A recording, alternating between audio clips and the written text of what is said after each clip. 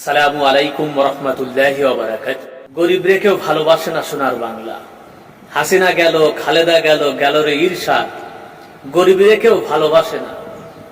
বাংলাদেশের সরকারি চাকরিগুলো যদি 15 বছর মেয়াদ হতো সব সেক্টরে এবং সব পদে, যদি 15 বছর মেয়াদ হতো তাহলে দেখা যায় 15 বছর পরে আরো কোটি কোটি মানুষের কর্মসংস্থানের ব্যবস্থা হতো। কিন্তু আমাদের সোনার দেশে এইসব পদক্ষেপগুলো কেউ নেয় না।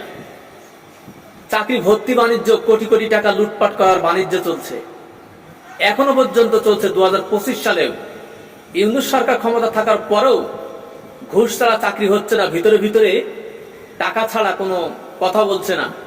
টাকা ছাড়া চাকরি খুব কম লোকের হচ্ছে এবং প্রত্যেকটা চাকরি 15 বছর মেয়াদ করা হোক সরকারি চাকরি, তাহলে আরো মানুষ সুযোগ পাবে, ঘরে ঘরে আমরা চাকরি দিতে পারবো।